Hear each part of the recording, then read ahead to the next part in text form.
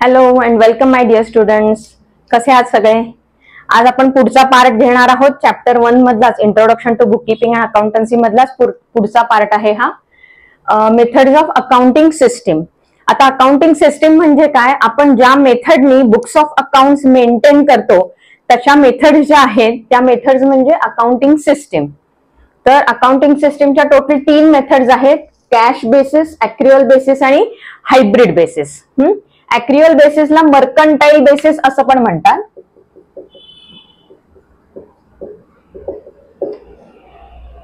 ॲक्रुअल बेसिसला mercantile system असंही म्हणतात. So there are total 3 methods: cash basis, accrual basis आणि हायब्रिड बेसिस. आता कॅश बेसिस आणि ॲक्रुअल बेसिस मधला मी तुम्हाला डिफरन्स आधी सांगणार आहे, त्याच्याप्रमाणे तुम्हाला मी ते समजावूनही देणार आहे. कॅश बेसिस म्हणजे काय आणि ॲक्रुअल बेसिस म्हणजे काय. सो कॅश बेसिसचा अर्थ असा आहे की on the basis of cash received और cash paid, on that particular basis the account writing is done. म्हणजे काय? कॅश आली तरच ट्रान्झॅक्शन रेकॉर्ड करायचं, कॅश गेली तरच ट्रान्झॅक्शन रेकॉर्ड करायचं. जे ट्रान्झॅक्शन पेएबल असेल किंवा रिसिवेबल असेल, ऑन क्रेडिट ट्रान्झॅक्शन असेल, ते ट्रान्झॅक्शन रेकॉर्ड केलं जात नाही. कुठल्या मेथडमध्ये? कॅश बेसिसमध्ये. सो ट्रान्झॅक्शन टाइप कोणता? Only cash transactions are recorded in the books of accounts. पण ॲक्रुअल बेसिस मध्ये काय आहे? कॅश आणि credit both transactions are recorded. जी कॅश ट्रान्झॅक्शन्स आहेत तीही रेकॉर्ड केली जातात ॲक्रुअल बेसिसमध्ये, प्लस क्रेडिट ट्रान्झॅक्शन्स पण रेकॉर्ड केली जातात. म्हणजे ॲक्रुअल बेसिसचा अर्थ असा नाहीये की फक्त क्रेडिट ट्रान्झॅक्शन्स करायची, नाही. Cash and credit both type of transactions are recorded in the books. Revenue recognition. Revenue recognition हा खूप महत्वाचा पॉइंट आहे. रेव्हेन्यू रेकग्निशनचा अर्थ असा आहे की कोणता इव्हेंट आहे ज्या इव्हेंटला तुम्हाला ऍक्च्युअली ते इन्कम जनरेट होतं किंवा ते इन्कम आहे हे प्रूव्ह होतं. असा कोणता इव्हेंट आहे त्याला म्हणायचं रेव्हेन्यू रेकग्निशन. मी एक एक्झाम्पल देते तुम्हाला.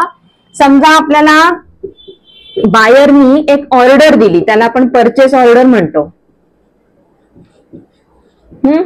परचेस ऑर्डर मध्ये समजा ए पार्ट जो आहे त्याची 50 क्वांटिटी त्यांनी ऑर्डर केली होती.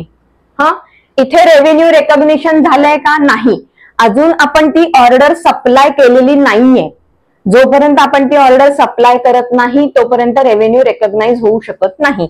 ज्या मोमेंटला ही जी क्वांटिटी 50 त्यांना सप्लाय होईल त्या मोमेंटला रेव्हेन्यू रेकग्नाइज होणार आहे आणि समोरचा जो बायर आहे तो ते पैसे आपल्याला पेएबल असणार आहे आणि आपल्याला ते रिसिवेबल असणार आहे.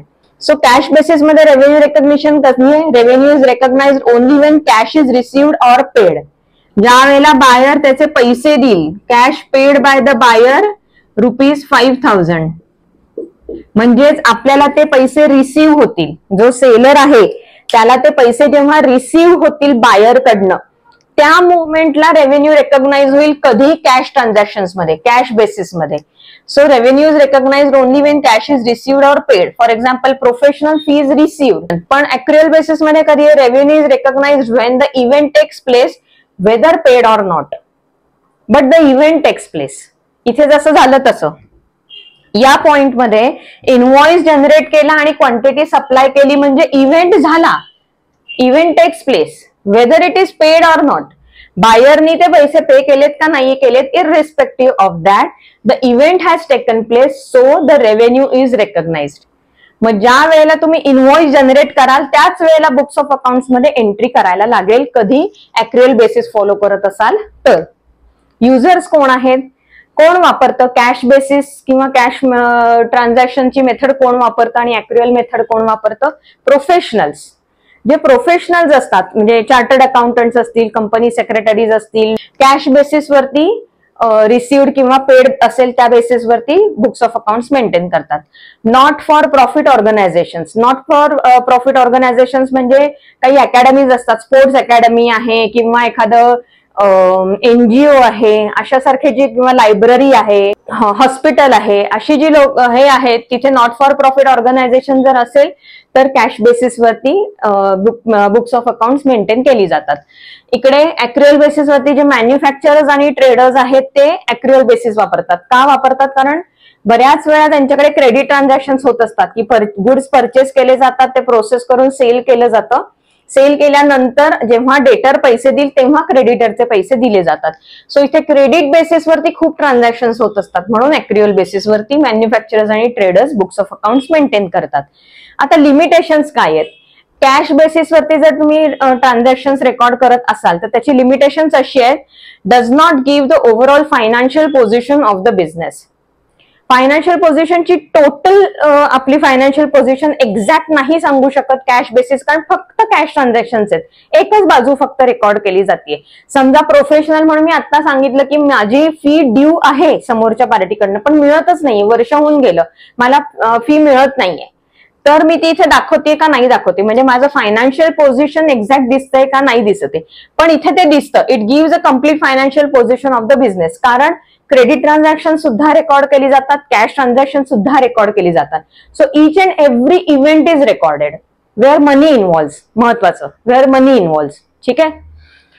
रेकमेंडेड आहे का? Obviously not recommended and rarely used, very very rarely used. पण recommended and widely used.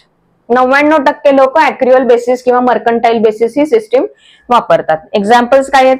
Salary paid in cash, professional fees received. ज्या वेळेला सॅलरी पे होईल तेव्हाच त्याचं रेकॉर्डिंग करायचं. सॅलरी पेएबल असेल तर रेकॉर्डिंग नाही करायचं. इथे सॅलरी पेएबल असली तरी रेकॉर्ड करायचं, पेड असेल तरीही रेकॉर्ड करायचं. गुड्स परचेस्ड ऑन क्रेडिट पण लिहायचं, प्रोफेशनल फीज पेड सुद्धा लिहायचं. ठीक आहे. पेड असू देत, पेएबल असू दे, इथे आपण त्याची एंट्री करणार आहोत. थर्ड आपला आहे हायब्रिड बेसिस. हायब्रिड नावातच हायब्रिड असल्यामुळे कॅश आणि ऍक्च्युअल या दोघांचं हायब्रिड सिस्टीम आहे ही. So it is a combination of cash and accrual system. Assets and revenues are recorded on cash basis. जेव्हा आपण ऍसेट परचेस करतो ते कॅश देऊन किंवा चेक देऊन आपण परचेस करतो, त्याचं रेकॉर्डिंग कॅश बेसिसवर करायचं. रेव्हेन्यू, प्रोफेशनल फीज रिसीव्ह झाल्याच्या मोमेंटला एंट्री करायची. सो हे कॅश बेसिसवरती काय रेकॉर्ड करायचं? Assets and revenues. आणि ऍक्च्युअल बेसिसवरती सगळे खर्च. Expenses are recorded on actual basis. Expenses म्हणजे सॅलरी पेएबल आहे, मग ती ऍक्च्युअल बेसिसवरती मेंटेन करायची. रेंट पेएबल आहे ऍक्च्युअल बेसिसवरती. पेड असेल तर येतच, म्हणजे पेड बेस जे काय आहे ते सुद्धा ऍक्च्युअल बेसिसमध्येच इन्क्लूड होतं. सो एक्सपेन्सेस पेड असू देत नाहीतर पेएबल असू देत, ते ऍक्च्युअल बेसिसवरती रेकॉर्ड करायचे. म्हणजे काय? अर्ध्या गोष्टी कॅश बेसिसवरती आणि अर्ध्या गोष्टी ऍक्च्युअल बेसिसवरती असं मेंटेन करायचं. पण this method is prohibited by Indian law. It is prohibited. इंडियामध्ये तुम्ही हायब्रिड बेसिस वापरू शकत नाही. It is prohibited by Indian law. So कोणती मेथड वापरायला लागेल? एकतर कॅश वापरा नाहीतर ऍक्च्युअल वापरा. सो इंडियामध्ये या दोन मेथड्स पैकीच एक कुठली तरी मेथड वापरायची, पण ही अस्तित्वात आहे म्हणून तुम्हाला सांगितली. वहीत काहीही झालं तरी लिहायचं आहे. जोपर्यंत तुम्ही लिहित नाही तोपर्यंत रजिस्टर होणार नाही. ठीक आहे. फोटो काढून घ्या. आता आपण अतिशय महत्वाचा पार्ट शिकणार आहोत, accounting concept and convention. Accounting concept म्हणजे काय? अशा काही स्टँडर्डाइज अकाउंटिंग कन्सेप्ट मी तुम्हाला अगदी पहिल्या लेक्चरमध्ये इव्होल्युशन ऑफ अकाउंटिंग मध्ये सांगितलं होतं. जेव्हा इंडस्ट्रियल रिव्होल्युशन झालं त्यावेळेला standardise accounting concept and principle झाल्या, ज्या सगळ्यांनी एकसारख्या फॉलो करायला पाहिजेत. अशा त्या स्टँडर्डाइज कन्सेप्ट होत्या. त्या ज्या अकाउंटिंग कन्सेप्ट आहेत त्यांचा अर्थ काय? The term accounting concepts refers to the basic rules, assumptions and principles. Basic rules आहेत काही अकाउंटिंगची एंट्री करताना, रेकॉर्डिंग करताना काही बेसिक रूल्स आहेत, काही ऍझम्पशन्स आहेत. ऍझ्युम करा काही गोष्टी की ते ऍझ्युम करूनच पुढे जातात. प्रिन्सिपल्स आहेत, काही प्रिन्सिपल्स असतात, ते प्रिन्सिपल्स फॉलो करायलाच पाहिजेत. कुणी? An accountant must follow while recording the business transactions. Accountant recording करत असतो की नाही, बुक्स ऑफ अकाउंट्स मध्ये एंट्री कोण करतं? अकाउंटंट करतो. त्यांनी या सगळ्या गोष्टी, रूल्स, प्रिन्सिपल्स आणि ऍझम्पशन्स फॉलो करायला पाहिजेत. ठीक आहे. ही जी स्टँडर्डाइज अकाउंटिंग सिस्टीम आहे किंवा अकाउंटिंग कन्सेप्ट आहेत त्याचं इम्पॉर्टन्स काय आहे किंवा त्याचे ऑब्जेक्टिव्ह काय आहेत, का केल्या असतील त्या स्टँडर्डाइज, ह्याच्या आधी होत्या का नव्हत्या, पण मग ते स्टँडर्डाइज करायची वेळ का आली, त्यावेळेला त्याच्यामध्ये काही आपल्याला फ्लॉज सापडले, डिसएडव्हान्टेजेस सापडले, जेणेकरून कंपॅरिझन करता येत नव्हती, बुक्स ऑफ अकाउंट्स नीट समजत नव्हती, म्हणून हे स्टँडर्डायझेशन करायची वेळ आली ना. सो इम्पॉर्टन्स काय आहे? Uniformity in presenting the financial statements. Uniformity पाहिजे. सगळ्यांची एकाच फॉर्मॅटमध्ये म्हणते बरं का. युनिफॉर्मिटी म्हणजे काय, प्रेझेंटेशन मधली युनिफॉर्मिटी आहे. त्याच्या आतमध्ये तुम्ही जो डाटा लिहिणार आहात तो प्रत्येक बिझनेसचा वेगवेगळा असणार आहे. माझा आणि दुसऱ्या बिझनेसचा सेम डाटा असू शकत नाहीये, बरोबर. So presentation of the financial statement यामध्ये युनिफॉर्मिटी पाहिजे. Maintain regularity in keeping records, regular book keeping maintain केलं पाहिजे. काही जण म्हणतील मी रोज लिहिणार, काही जण म्हणतील मी मंथली लिहिणार, काही जण म्हणतील मी इयरली लिहिणार. असं नाही चालणार.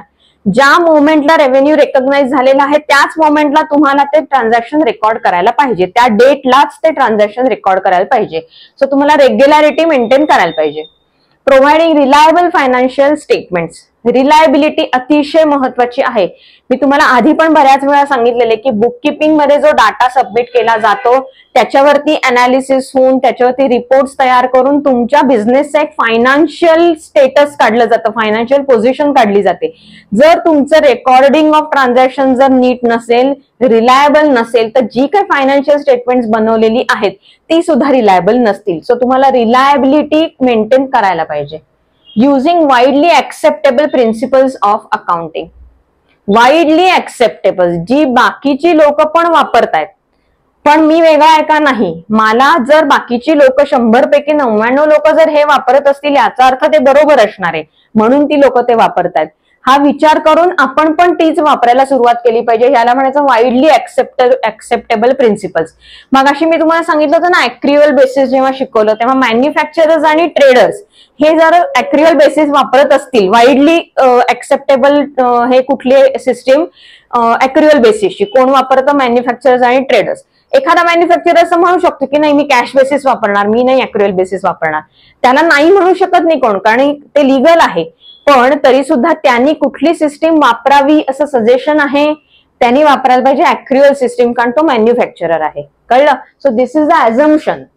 हा असं रूल कोणी करू शकत नाही की नाही तू मॅन्युफॅक्चरर ना, नाही तू ऍक्रिअलच वापरायला पाहिजे, असा रूल नाही होऊ शकत. पण ॲझम्पशन आहे की मॅन्युफॅक्चरर असेल तर त्याच्याकडे ऍक्रिअल बेसिस वापरली जाईल, कारण वाईडली ऍक्सेप्टेबल काय आहे ती सिस्टीम वापरली आहे.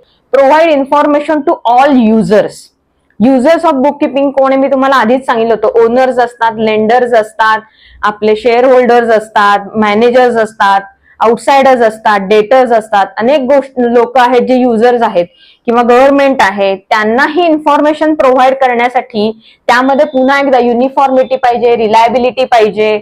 हे सगळं असेल तरच तो डाटा त्या युजर्सना उपयोगी पडणार आहे, नाहीतर त्या डाटाचा काहीच उपयोग नाहीये. बरोबर आहे. सो इन्फॉर्मेशन प्रोव्हाइड करताना सुद्धा त्याला युनिफॉर्मिटी पाहिजे. आता मी तुम्हाला अकाउंटिंग कन्सेप्ट सांगणार आहे. टोटल 12 अकाउंटिंग कन्सेप्ट आहेत. अतिशय महत्वाचा टॉपिक आहे हा, कारण हा बेस आहे. सो तो नीट शिका, मन लावून शिका. नाही समजलं तर पुन्हा पुन्हा व्हिडिओ बघत राहा नक्की. ठीक आहे. सो आता आपण अकाउंटिंग कन्सेप्ट बघायला घेऊयात. अकाउंटिंग कन्सेप्टना सुरुवात करूयात.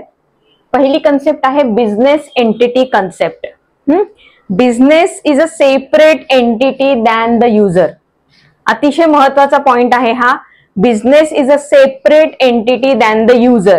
म्हणजे काय, बिझनेस हा युजरनी सुरू केलेली एक नवीन संस्था आहे, नवीन एंटिटी आहे. आपण एक एक्झाम्पल पाहिलं होतं की मिस्टर ए नी एक बिझनेस सुरू केला, ABC एंटरप्राइजेस. तो आता हा जो बिझनेस आहे ना, हा बिझनेस हा ओनरच्या पेक्षा एक सेपरेट एंटिटी तयार झाला. ह्या ओनरनी तयार केलेली ही एंटिटी आहे, सेपरेट एंटिटी आहे. सो हे ए आणि ABC एंटरप्राइजेस हे आता दोन वेगळे झाले. So business is a separate entity than the owner. Books are maintained from the view point of the business and not the owner. अतिशय महत्वाचं की ABC एंटरप्राइजेसच्या व्ह्यू पॉइंटने विचार केला तर ओनरनी ABC एंटरप्राइजेसला कॅपिटल इंट्रोड्यूस केले, that is payable back to the owner. So ABC enterprises is a separate entity from whose point of view we are recording the transactions. Capital is payable back to the owner by the business. Capital introduced by the owner into the business is payable back to the owner. Only business related transactions are recorded in the books and not the personal transactions of the owner. बरोबर. Only business related transactions are recorded in the books of ABC Enterprises and not the personal transactions of Mr. A into the books of ABC Enterprises. So business is a separate entity than the owner. हे वाक्य सारखं म्हणा. Business is a separate entity than the owner. पुढे जाऊन मी तुम्हाला जेव्हा types of account सांगणार आहे ना, तेव्हा पर्सनल अकाउंट म्हणजे काय ते सांगणार आहे. त्यामध्ये तुम्हाला हे आपोआप परत एकदा समजावून सांगणारच आहे मी. सो हे आहे तुमचं बिझनेस एंटिटी कन्सेप्ट. आता मी हे जे लिहून देते ना प्रत्येक कन्सेप्टचं, हे तुम्हाला एक शॉर्ट नोट म्हणून सुद्धा उपयोगी पडणार आहे. सो तुम्ही हे सगळं लिहून घेणार आहात. हे मी जे एक्सप्लेनेशन देते हवं असेल तर लिहा, नाही तर मग हे जे लिहून दिलेलं आहे ती शॉर्ट नोटच आहे तुमची. नेक्स्ट आपली कॉन्सेप्ट आहे मनी मेजरमेंट कन्सेप्ट. मी पहिल्यापासून तुम्हाला सांगते ना, मनी or money is worth involve व्हायला पाहिजे. याला म्हणायचं money measurement concept. So only those transactions are recorded in the books which can be expressed in terms of money or money is worth. जर तुम्हाला मनी किंवा मनी इज वर्थ त्याचं express करता येत नसेल तर ते रेकॉर्ड करायचं नाही. सिंपल. सो जिथे मनी इन्व्हॉल्ड आहे किंवा मनी इज वर्थ इन्व्हॉल्ड आहे, those transactions are recorded in the books. Everything recorded in the books is converted into the ruling currency. आपण इंडियामध्ये आहोत. इंडियाची करन्सी आहे रुपीज. सो जर आपण एक्सपोर्ट केलं किंवा इम्पोर्ट केलं, भारताच्या बाहेर एक्सपोर्ट केलं किंवा भारताच्या बाहेरून इम्पोर्ट केलं, तर आपल्या बुक्स ऑफ अकाउंट्स मध्ये लिहिताना तुम्ही जर अमेरिकेकडनं काही घेतलं तर त्या डॉलरमध्ये नाही लिहायचं ते, किंवा युरोमध्ये नाही लिहायचं. त्या युरोचं ज्या दिवशी ते ट्रान्झॅक्शन झालं त्या दिवशीचा फॉरेन एक्सचेंजचा रेट ऍप्लिकेबल करून ते कन्व्हर्ट करायचं इनटू द रुलिंग करन्सी, म्हणजे आपल्या दृष्टीने रुपीज. सो त्या डॉलरचं कन्व्हर्जन करायचं रुपीज मध्ये, आणि रुपीज मध्ये जी अमाऊंट असेल ती आपल्याला बुक्स ऑफ अकाउंट्स मध्ये लिहायची आहे. So everything is recorded in the book by converting into the ruling currency. Ruling currency मध्ये ते कन्व्हर्ट करायचे. एकाच करन्सीत सगळी बुक्स लिहायची. इंडियात आहोत म्हणून रुपीज मध्ये लिहायचे. एक्झाम्पल देते. Capital introduced as cash ₹5,000 a table and a computer. आता मी सांगितलं तसं ओनरनी बिझनेस मध्ये कॅपिटल इंट्रोड्यूस केलं. कॅपिटल इंट्रोड्यूस करताना ओनर काय काय देऊ शकतो? Cash or kind, anything. Cash त्यांनी किती दिली? 5,000. आणि काइंड म्हणजे काय? त्यांनी एक टेबल दिलं आणि एक कॉम्प्युटर दिला. आता टेबल आणि कॉम्प्युटरची जर व्हॅल्यू माहित नसेल तर ती बिझनेस मध्ये रेकॉर्ड कशी करणार? The capital introduced as cash ₹5,000, a table worth ₹6,000 and a computer worth ₹20,000 असं म्हटलं तरच हे ट्रान्झॅक्शन रेकॉर्ड होऊ शकेल. ज्या ट्रान्झॅक्शनला मनी इन्व्हॉल्व्ह होत नाही किंवा मनी इज वर्थ इन्व्हॉल्व्ह होत नाही ती ट्रान्झॅक्शन रेकॉर्ड करायची नाहीत.